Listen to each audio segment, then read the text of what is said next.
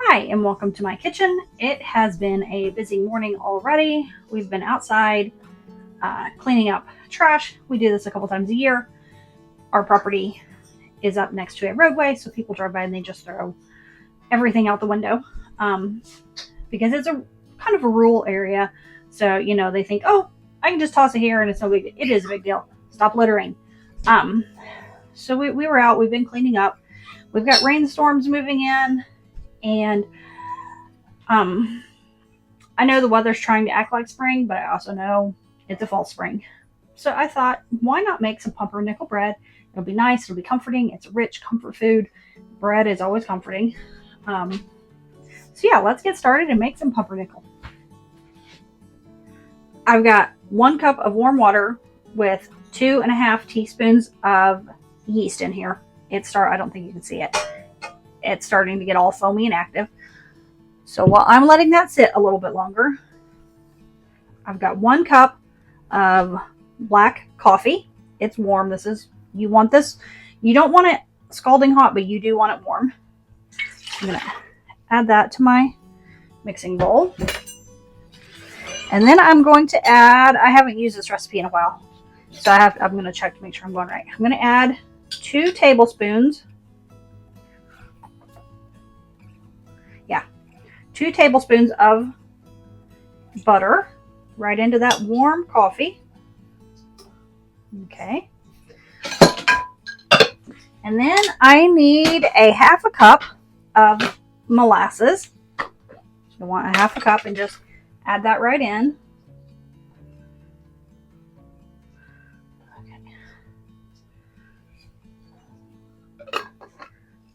Okay. And now I'm going to just give this a little mix to bring it all together before I add my yeast. Lock it. I've given that a little mix. And now I'm going to add my yeast and water mixture. That's nice and foamy. That's good.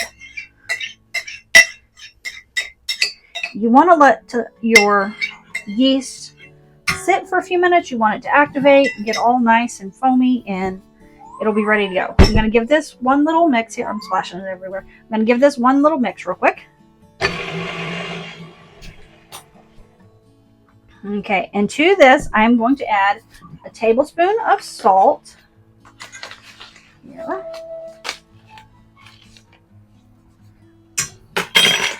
And now, I have already pre-mixed everything in this bowl here.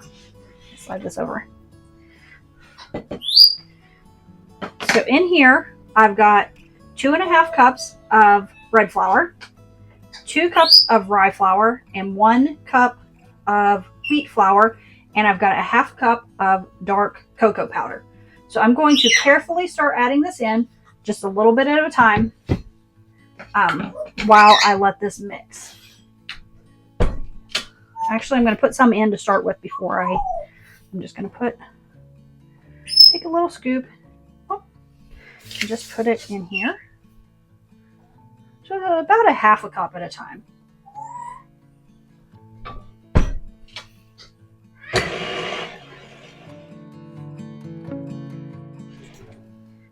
Now that I've got this mostly mixed up, I want to do this by hand. You can continue doing it in your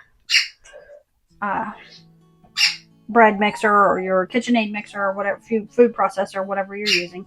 But I want to get this mixed by hand here. So I'm going to take this, and then I'm going to get my mixer out of the way. So give me just a minute while I move things around. Okay, so now what I'm going to do, I'm going to take a little flour and put it down on my surface here. I'm going to get everything out. See, I've not mixed it all together yet, so it's still, I want to do this by hand. Just get in there and mix it. Today's going to be a busy day of baking. Our homeschool party had to be scheduled for this week instead of last week at Valentine's Day. So I'm going to be making cookie trays today for the kids and getting that ready for this weekend. Okay, so what I want to do is I want to just start kneading this dough all together. It shouldn't be really super sticky. It'll be a little bit sticky, but you don't want it extremely sticky. Get this all worked in here. And if you're finding it still a little bit sticky, you can add a little more flour to your surface. You just want to work all this in together.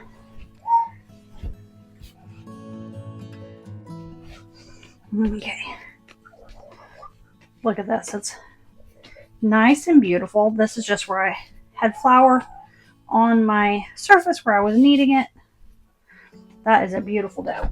Okay, I'm going to take my bowl and just put a little olive oil in there just to keep things from sticking. Drop that down in. Now we're going to cover this.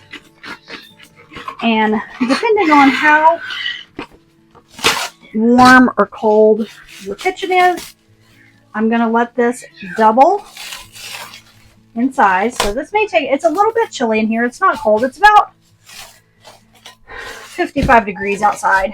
And I don't have the fire on this morning. I don't have the fire going. So it's going to take it a little while to raise.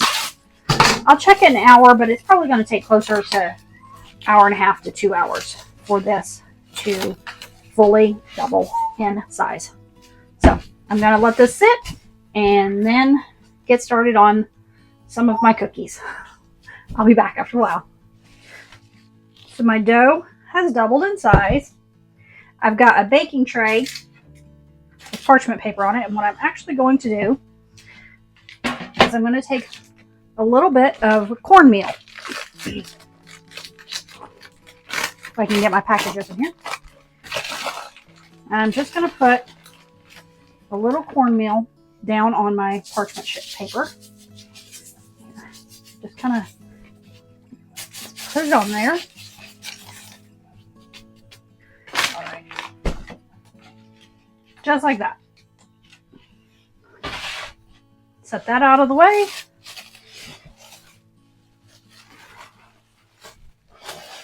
Hold on to your plastic wrap because you're going to need it. I'm going to take my dough and just turn it out like that.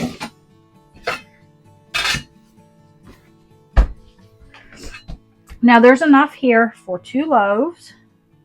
I'm just going to cut it in half and then shape it. You can do whatever shape you want. If you want to bake it in a loaf pan, you can. I'm just going to do a free bake over here. I'm just getting this all. I don't know if you could actually see what I was doing. I might have to reposition my camera. So I just made it into a round and I just kind of lightly press down on the top. Now I'm going to put this, set it right on top of the cornmeal. Let me see if I can reposition my camera. All right. So I'm just going to take my dough, shape it into kind of a ball. and then just give it a little press down. So you want it.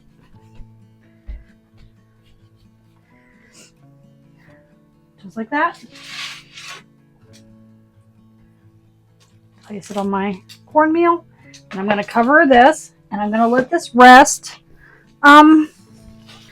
probably for about 45 to 50 minutes. We want this to puff and, again, get about double in size. So I'm going to set this in a warm spot, and we'll be back. I've got my oven preheated to 375.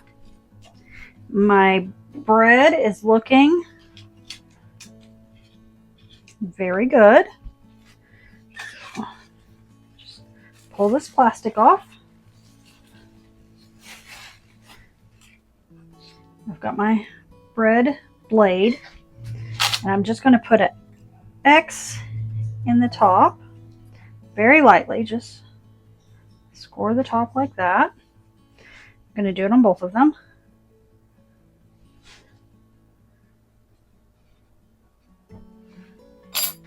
All right, this is ready to go in.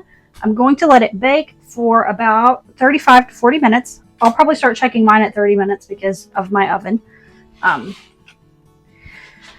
And we want to get the internal temperature of the bread to at least 200 degrees, between 200 and 205 degrees Fahrenheit.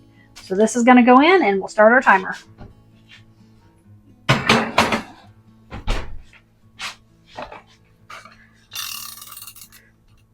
I'll check mine at 30, and we'll see how long after that, how much more it needs. We'll be back.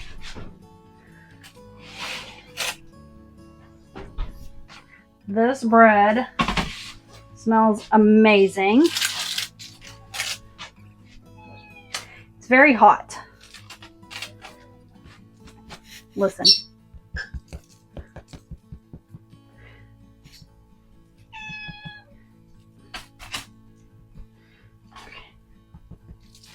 Ooh, okay. It is very hot. I am going to leave this to cool. Get a look at that. Isn't that beautiful? I'm going to let this cool before we slice into it. Thank you for joining me today, and happy baking.